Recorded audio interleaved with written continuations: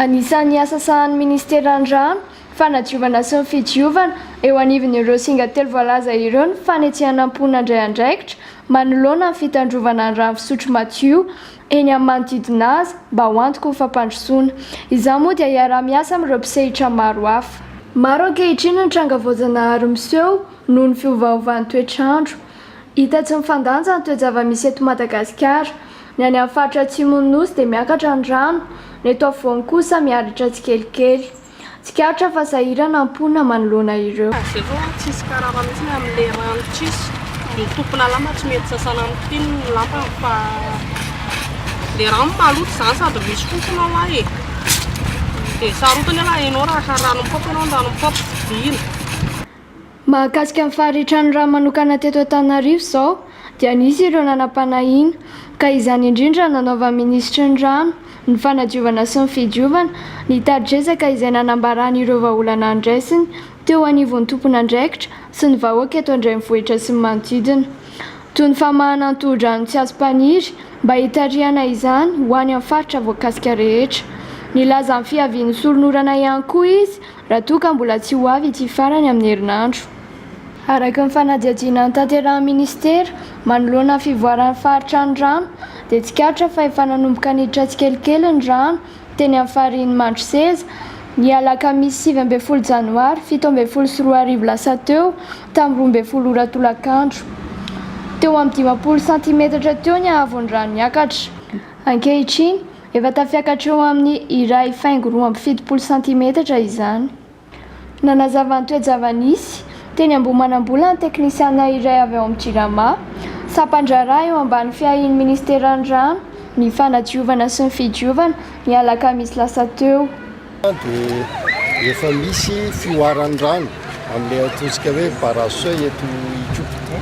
Tsy tahaka an'izay nahitantsika azy tamin'ny alatsinainy lasa teo izany fa efa mihoatra eo amin'ilay seuil ambany araka ny fiantsonay azy io rano io ankehitriny izay manambara hoe tonga soma tsara ety Mandroseza ilay rano miala avy any amin'ny tohi-drano tsy azo mpaniry ka arak'izany tsy misy mihitsy izay tokony atahorana mahakasika ny famatsian-drano fa milamina izy io ary tiana manamarika fa hatramin'izay ndresahana izay zavatra izay hatramin'ny alatsinainy no makatia dia mbola tsy niova aloha ny rano na ny fatran'ny rano alaitsika eo amin'ny Itopy makao amin'ny farihan'ny Mandroseza izany hoe tsy misy atahorana ny ahavon'ny rano ao Mandroseza fa dia mbola arak'izay miainana azy hatramin'izay ihany ka dia mafisina hoe tsy misy atahorana ny famatsiana rano amin'izao fotoana izao ary efa tonga eto Mandroseza ilay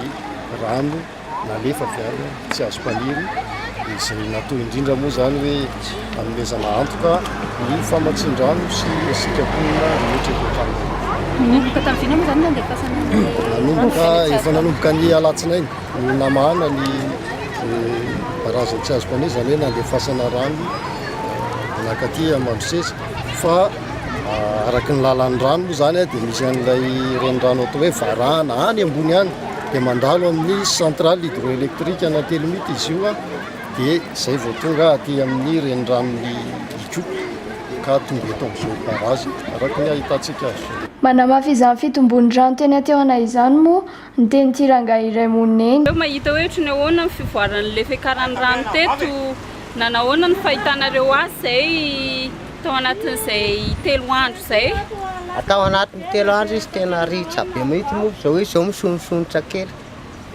Sonosonitra kely efa miakatrakatra taloha izany izy mbola niletika kokoa an'io barazy io. Ilany mahitsy iny izy fa fotsifotsy io barazy io. Fotsifotsy io barazy io. Dia izao izy efa misy rano. Tsara nefa mampafantatra fa nisy faritra sasany mbola tsy niaran'izany fitombon'ny ahavon'ny rano izany toy ny teny Pasika sy Tanjombato satria mbola tsy mihoatra ny fifilohan'ny rano Mandroseza ny rano taritina avy any tsy azo mpaniry eo ihany koa ny halaviran'ny toerana. Hamafisiny etona ary fa efa mamatsy rano fisotro madio tsy tapaka ho an'ny mponina an'Antananarivo sy ny manodidina tsikelikely ny Jirama. Laza izany ny tompon'andraikitra ny seraseran'ny Jirama ny alakamisy 20 ny volana janoary 17 lasa teo. Araka ny hitantsika izany dia azo antoka ny famatsiana rano ho an'ny tanàna Antananarivo mafana izany ary nefa dia manentana foana ihany ny mpanjifa ny jirama itsitsy ny rano io amin'ny fampiasana azy andavanandro. Tsy ampy anefa izay vahaolan'izay fa tiana mananitranitra antsika ny amin'ny tokony hikajiana tranony rano ampiasaina, ny fitsitsiana izany sy ny fandanjalanjana ny fomba ampiasaintsika azy amin'ny andavanandro toy ny rano fanasana fiara, fanasana lamba sy lovia, eo ihany koa ny dobo filomanosana.